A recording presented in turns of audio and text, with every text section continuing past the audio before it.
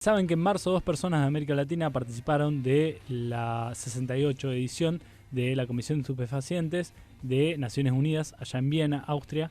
Una de ellas fue Sara Schnapp, quien es directora del Instituto RIA, una organización mexicana que hace investigación e incidencia en políticas de drogas dentro de un marco de justicia.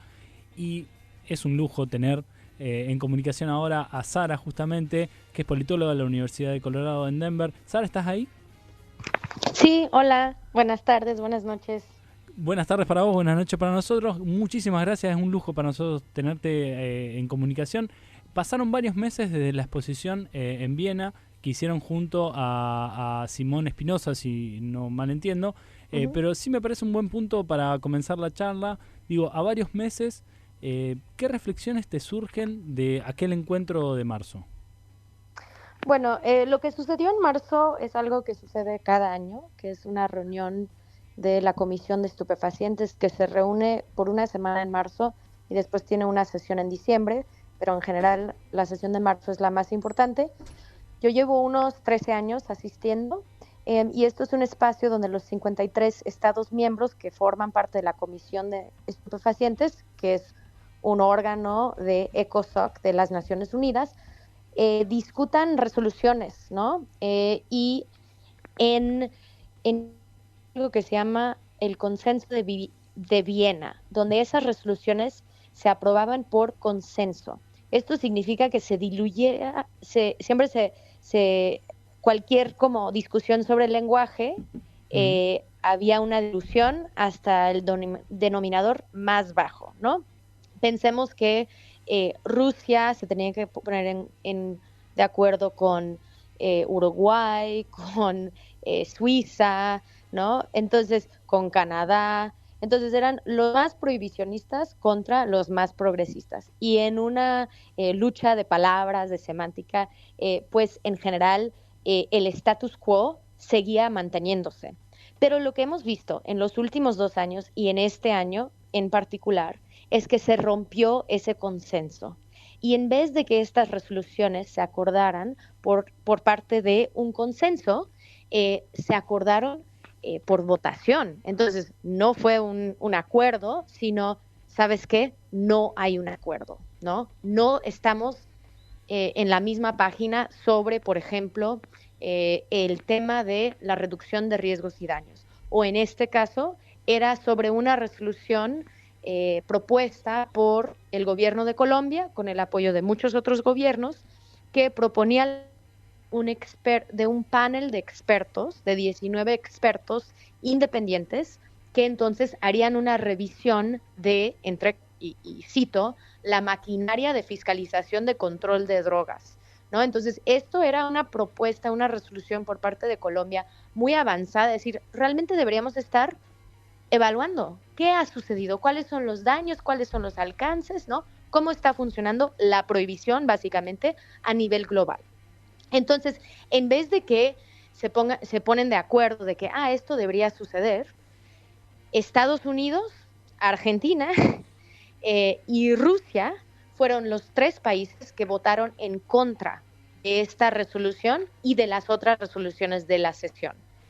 Esto es la primera vez que las 6 resoluciones, ¿no?, en la Comisión de Estupefacientes vayan a votación. Mm. Esto es para nosotros histórico, ¿no? En el sentido de que ya no se va a poder proponer resoluciones más avanzadas, más progresistas, sabiendo que no necesitas que los 53 miembros están de acuerdo, sino que tengas una mayoría simple. Y eso significa que podemos tal vez ir desmantelando la prohibición, esa estructura que actualmente lo sostiene. Y la otra cosa importantísima en esta sesión que sucedió es que la hoja de coca está bajo una revisión crítica solicitada por parte del gobierno de Bolivia, y eso significa que están revisando si la hoja de coca está fiscalizada correctamente o, como nosotras pensamos, que hay una deuda histórica, que hay un error histórico en contra de cómo se ha fiscalizado estas plantas eh, y a veces las sustancias psicoactivas en relación de su real peligrosidad. Claro. Claro. Me quedo con esto de estar de acuerdo en estar en desacuerdo y te pregunto, sobre todo para América, ¿qué prioridades crees que debemos darnos como sociedad cuando queremos desarmar el prohibicionismo? Pues yo creo que cada contexto depende, ¿no? De cuáles son sus necesidades. Pero cuando pensemos en la región, sabemos que hay un gasto sustancial de los recursos de los sistemas de justicia en perseguir a delitos menores y muchos relacionados con cannabis. Entonces, por eso ha sido, y también porque es la sustancia ilegal más consumida en el mundo, ha habido, ¿no?, mucho más movimiento y es una prioridad. Es una prioridad porque es una forma de demostrar que es posible, ¿no? Y lo vemos en jurisdicciones donde han regulado. Uruguay está ahí haciendo una revisión, una evaluación de sus 10 años de su política de drogas que incluye la regulación legal de un mercado para uso adulto.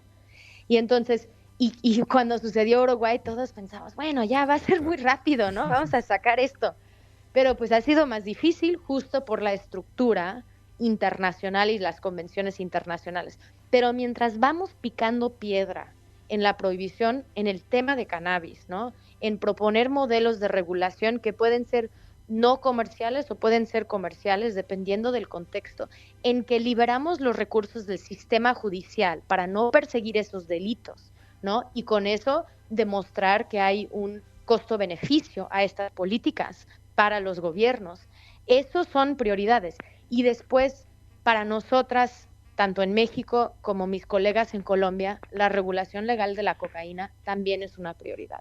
Sabemos que si no se avanza en una regulación legal con un enfoque de justicia social entre países, ¿no?, que sea Colombia y Suiza, Colombia, Uruguay, Colombia, viendo estos acuerdos, porque no creo que va a ser algo que todo el mundo se va a poner de acuerdo, pero es algo que si no se hace, nuestros países van a seguir sintiendo los efectos enormes de la prohibición, que es la violencia, ¿no?, es la corrupción del Estado, es la falta de oportunidades económicas para estas comunidades que participan en estos mercados, es la criminalización de las personas usuarias. Entonces, y lo vemos, ¿no? Y yo lo veo cuando voy a otros países y hablan de la colombianización o la mexicanización de sus países, y eso nos duele, ¿no? Y sabemos que todo eso, esas ideas y esas concepciones están vinculados a los mercados ilegales de drogas. Y esos mercados ilegales de drogas y todas las consecuencias de esos mercados ilegales ha sido por nuestra culpa como sociedad o como élites políticos que han tomado esas decisiones de mantener una prohibición, pero que hay otros caminos que se pueden tomar, que es la regulación legal, que se acompaña con tratamiento de calidad, que se acompaña con esfuerzos de reducción de riesgos y daños, pero entendiendo, y es importantísimo, que más del 80% de las personas que usamos alguna sustancia ilegal en el mundo lo hacemos sin generar un uso problemático o una dependencia. Esto significa que no necesitamos ni tratamiento ni pues no vamos a buscar la abstinencia, sino que requerimos información, un acceso seguro, servicios de reducción de riesgos y daños y gestión de placeres. Entonces, yo veo muchas prioridades tanto en la incidencia política a nivel regional como veo el surgimiento y el fortalecimiento de un movimiento regional que va avanzando a pasos gigantescos y más cuando nos comparan con otras regiones del mundo, ¿no? En América Latina es donde estamos viendo este discurso de la gestión de placeres, de la politización de las personas usuarias, ¿no? De que tomemos las calles, de que me cuentan, ¿no? Como un dato, yo quiero que me cuentan porque mi consumo funciona con mi vida, soy una persona productiva, soy una persona que tiene mi familia, etcétera, etcétera, etcétera, todas las identidades que tenemos, soy una persona poliusuaria, ¿no? Planeo mi consumo, lo que sea, todo eso lo estamos viendo y está llegando desde América Latina por también un cambio generacional que estamos viendo y viviendo, y yo lo veo desde Argentina, Uruguay, hasta México, hasta el Caribe, ¿no? Sara, ¿qué tal? Buenas noches. Me parece interesantísimo tomar como referencia el enfoque de justicia social del que hablas, ¿no? Porque cuando hablabas de usuarios y hablabas de cuestiones vinculadas más a lo individual, si se quiere, ¿no? Al usar cualquier tipo de drogas, el enfoque político de la justicia social está como poco reconocido, digo, es como que se deja un poco de lado en la agenda y se termina perdiendo lo que marcás muy claramente, ¿no? Esta gran diferencia entre lo que es un enfoque de justicia social, que si no, como dijiste alguna vez, este proceso termina siendo vulnerado por el mercado. Y estamos hablando de una región donde, bueno, salvo algunas honrosas excepciones en este momento, la mayoría de los países de la región estamos atravesados por un proceso neoliberal y pro mercado muy, muy fuerte, ¿no? Sí, totalmente. Y desde México y también Colombia y en otros espacios, justo hemos hablado de que no cambiamos las políticas de drogas solo por cambiarlas, ¿no? Sino es porque queremos que forma parte de la reparación del daño. Entonces eso significa que nos estamos echando mucha más responsabilidad, ¿no? Estamos esperando a que la política de drogas tenga un impacto diferenciado a lo que esperamos de otras industrias, ¿no? Entonces ahí es donde, y desde Instituto RIA, hemos venido desarrollando qué significa la justicia social, ¿no? Y para nosotras son cuatro principios, ¿no? El primero es reconocer que hay grupos que han sido históricamente vulnerados, ¿no? Y cada contexto tiene cuáles son esos grupos. Es buscar nivelar la balanza de la justicia, es entender que el tema ha sido, que esta problemática ha sido estructural, entonces requiere, como tú decías, no es algo individual, es algo estructural, y que se tiene que destinar recursos, ¿no? Económicos, humanos, a la reparación del daño. Entonces, eso significa que cada país tendría que pasar por un proceso que le permite hacer esta reflexión. Y la Comisión de la Verdad en Colombia lo hizo alrededor del tema de la política de drogas y el narcotráfico. Hicieron por primera vez desde el gobierno recomendaciones sobre la regulación legal de la cannabis y de la coca. Entonces, esto es donde, y para nosotras en México, cuando estábamos trabajando la ley de cannabis, que pues se aprobó una ley en el Senado, pero se aprobó otra ley en la Cámara de Diputados, entonces como no fue la misma ley, pues volvió. No, sí, exacto, ahí quedó congelado, pero habíamos integrado ciertos mecanismos, ¿no? Que tenían que ver con, por ejemplo, límites a la integración vertical, pero que en el estado de Nueva York han prohibido la integración vertical, ¿no? Que sería que una sola empresa puede producir, transformar, distribuir y comercializar la cannabis. Esto para que, y lo hicieron en Nueva York justo para generar un mercado más horizontal, con más actores, no menos. En algunos estados, al principio en Estados Unidos, que ellos habían exigido, requerido la integración vertical por un tema de trazabilidad, ¿no? Colorado era como, es que van a salir y no vamos a saber de dónde vino esa marihuana, ¿no? Sus vecinos, sus estados vecinos. Pero ya en lo que han habido avanzando las discusiones sobre la justicia social o la equidad, es donde vemos que la integración vertical tiene que limitar. Para que uno, no necesitas una inversión tan grande para poder entrar al mercado, y dos, para no generar empresas tan grandes, ¿no? Que ellos son los que, claro, las ganancias son todo.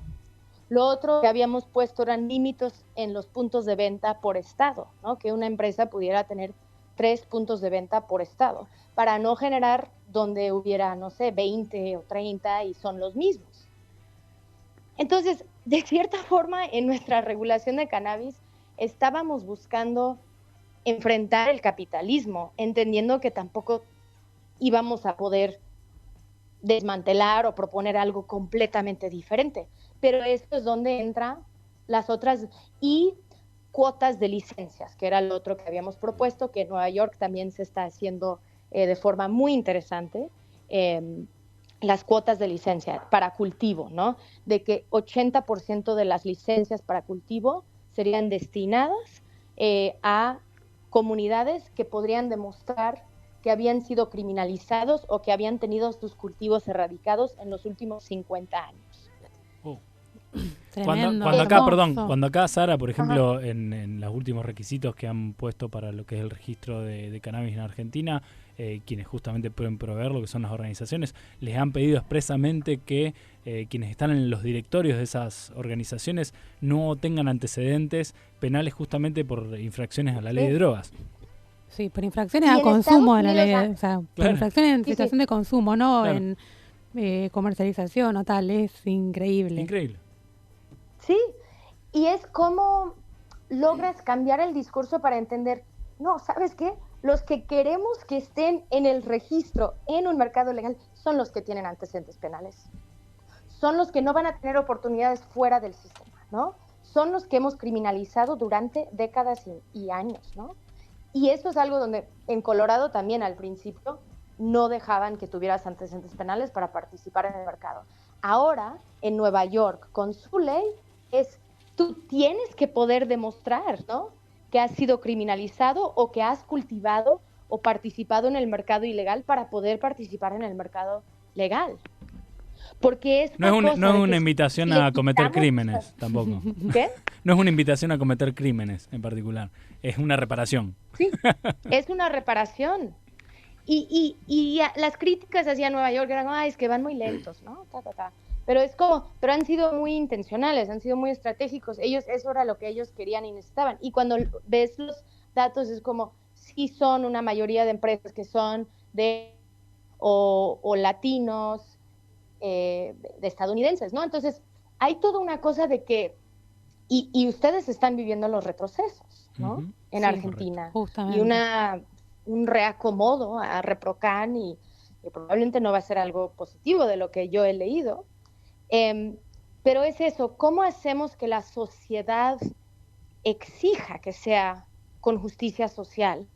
Que ellos mismos entiendan, si yo pongo en la cárcel a una persona por portar una cantidad de sustancia cannabis o la que sea, que en México son 10 meses a 3 años por portar arriba de los 5 gramos que te permiten de cannabis, ¿qué le estoy haciendo a esa persona? Le estoy arruinando la vida, le estoy cortando todos los lazos de su capital social que tiene, le estoy dando ninguna oportunidad, le estoy quitando de su familia, de su escuela, de su trabajo, para que ahí genera los redes que tenga de microcriminalidad o macro, y que después lo saco al mundo para ver qué oportunidades puede tener.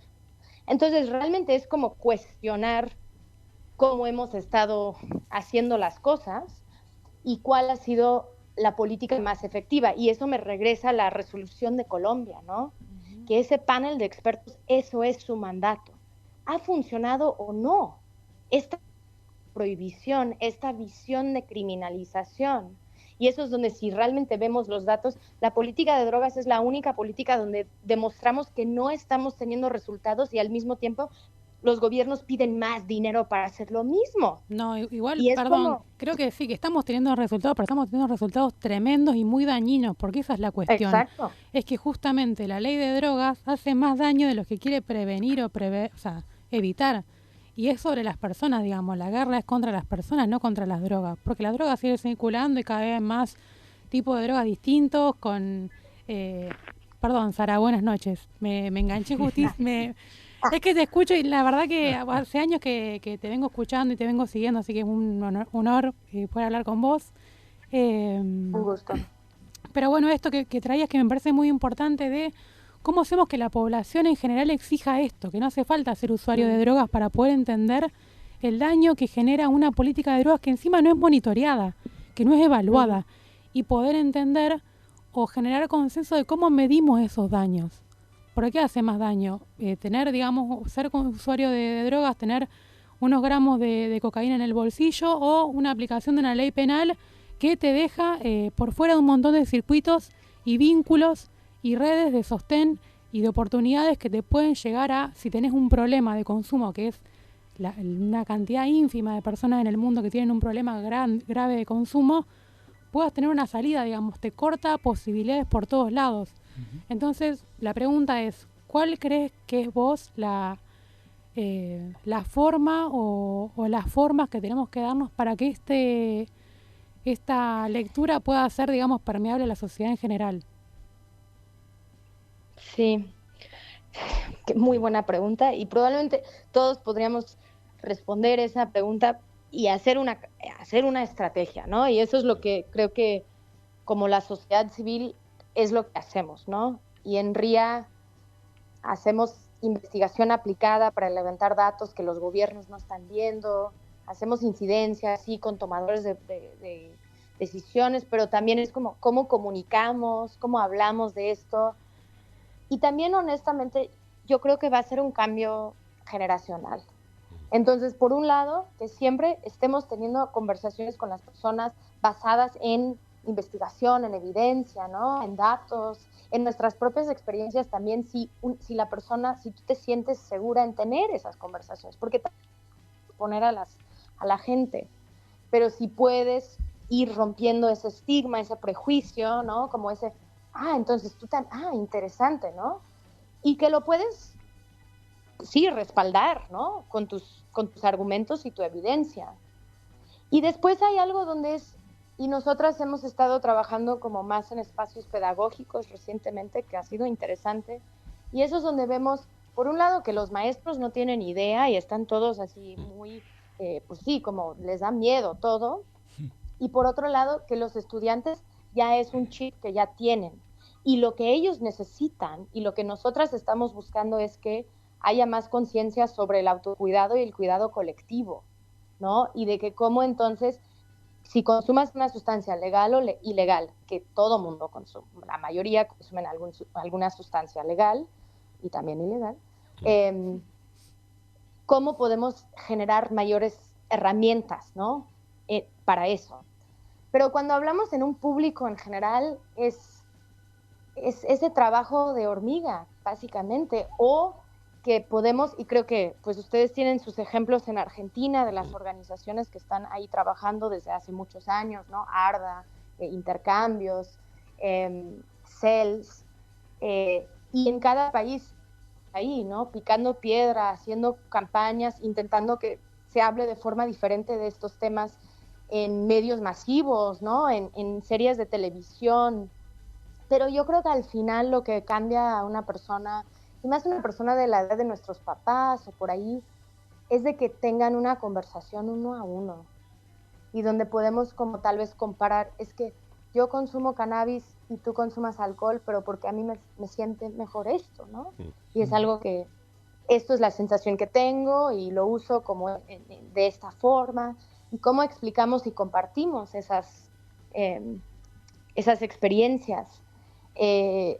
Pero realmente es como, es la gran apuesta de hacer pedagogía, de compartir, y en México lo hicimos mucho, por ejemplo, con el movimiento de víctimas de personas desaparecidas y sus familiares, para que ellos también no nos vieran a nosotras, las personas usuarias, como el problema o la causa, ¿no? Por la situación que está pasando o por la desaparición de su ser querido, sino que pudieran saber, es que esto ha sido una política impuesta por muchos años por Estados Unidos y ahora implementada totalmente por nuestros gobiernos, básicamente. Sí, que incluso pero también en México sí lo sentimos todavía, ¿no? Estados Unidos está ahí y entonces estamos respondiendo a eso.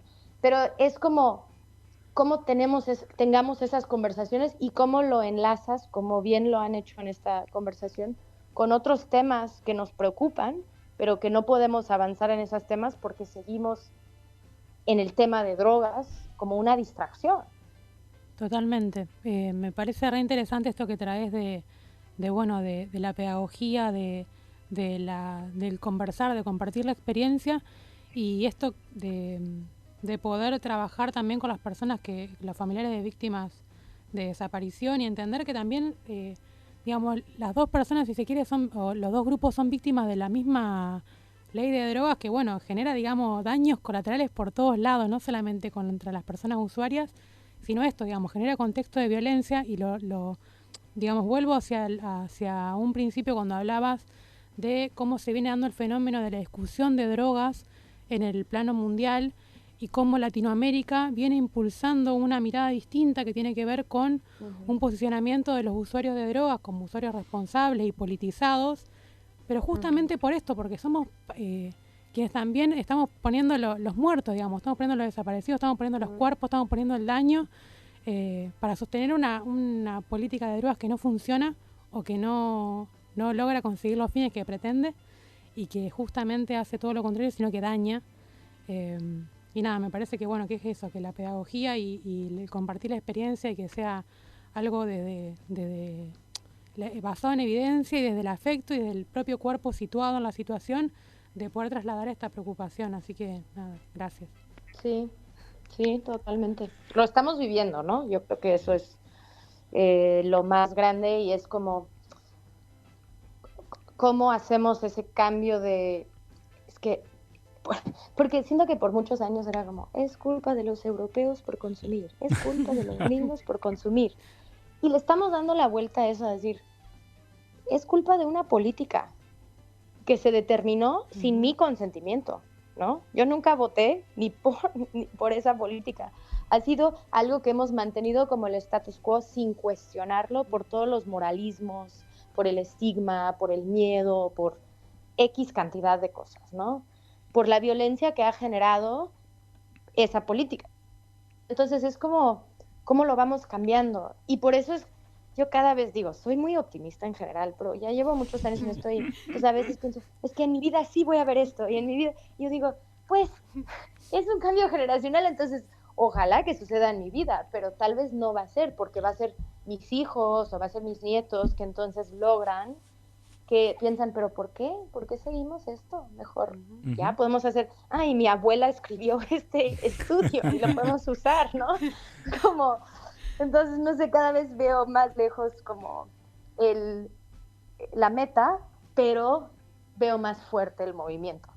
Y más claro el camino. Hablamos con Sara Schnapp, quien es directora del Instituto RIA, una organización mexicana que hace investigación e incidencia en políticas de drogas, dentro de un marco de justicia social. Lo mencionamos mucho en esta segunda hora, para muchas personas nos pone muy feliz hablar de ese valor.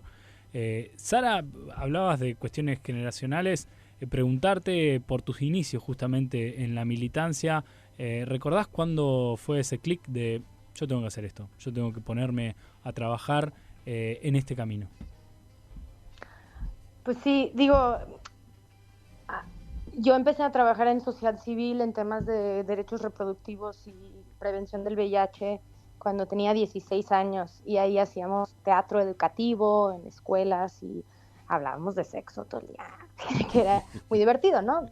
Y enseñando cómo usar un condón, cómo hablar de enfermedades transmitidas sexualmente, la prevención, entendiendo que, y hasta en ese momento decíamos, es que la abstinencia no funciona. Digo, es la única forma 100% segura, pero sabemos que la gente no va a vivir en abstinencia en su vida.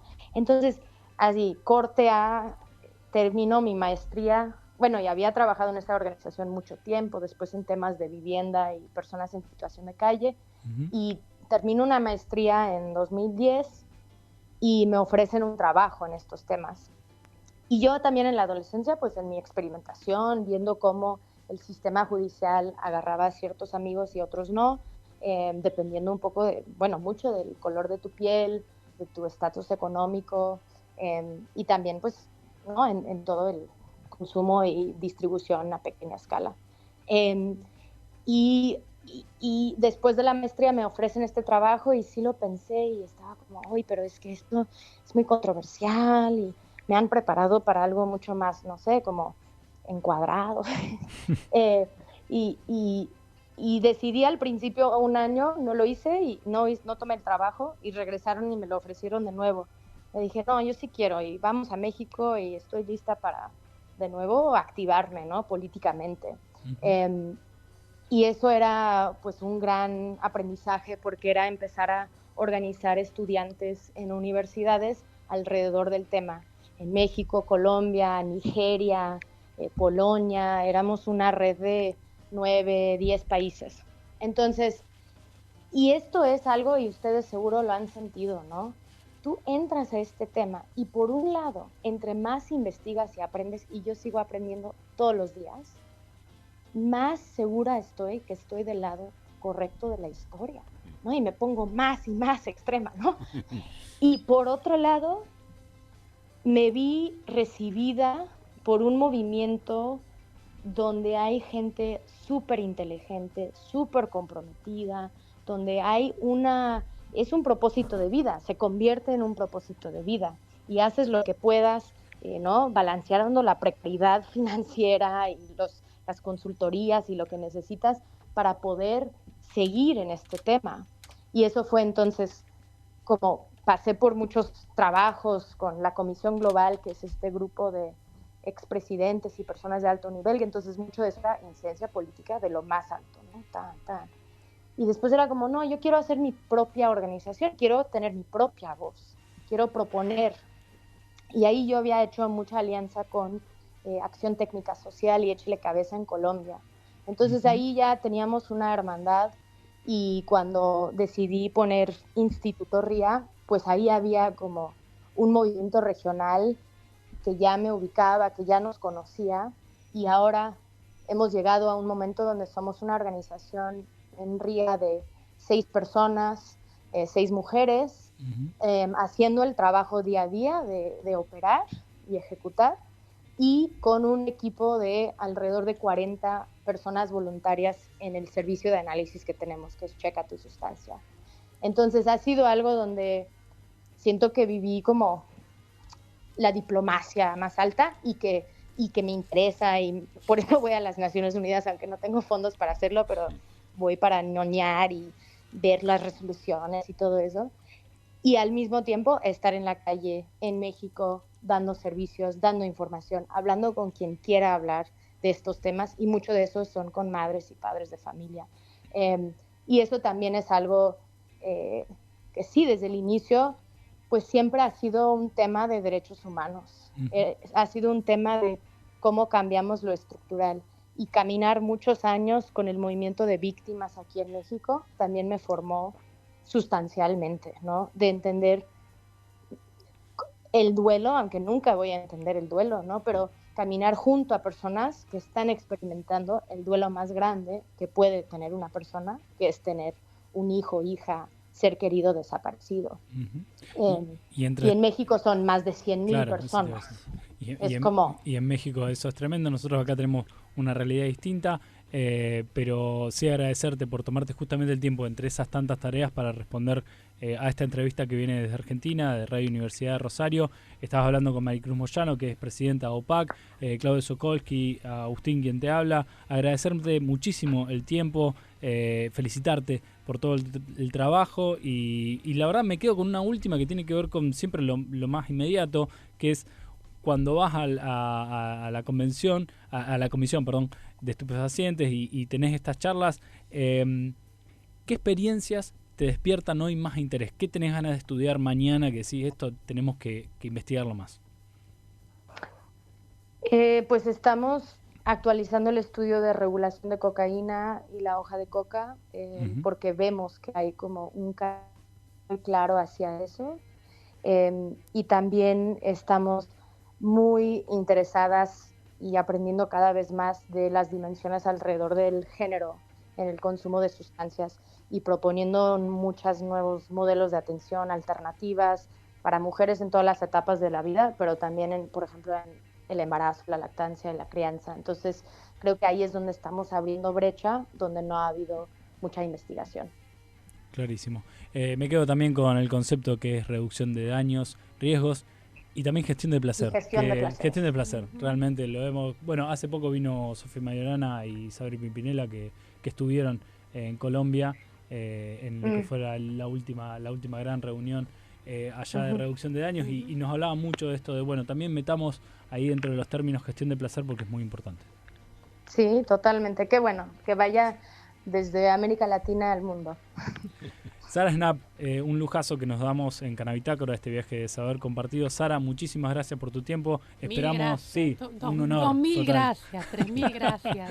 No, muchas gracias a ustedes. Infinitas. Tengo ganas de ir a la Feria Canábica en octubre, entonces ojalá que lo logro para que ahí tal vez podríamos coincidir. Ojalá te tengamos Ojalá por sea así, acá. totalmente. Eso. Gracias, Sara. Súper. Un abrazo Muchas grande. gracias por la invitación. A Buenas vos. noches. Buenas Gracias. noches.